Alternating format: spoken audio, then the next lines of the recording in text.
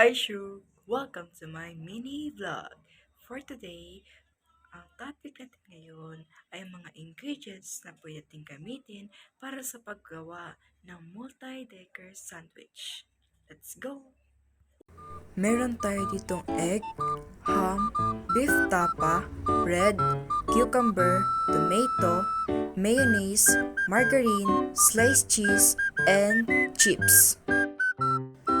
At small cutting board, bread knife, tissue, plate, sandwich holder or sandwich stick, and also kailangan din natin ng container or isang Tupperware para sa paglalagyan ng ating ginawang double-decker sandwich.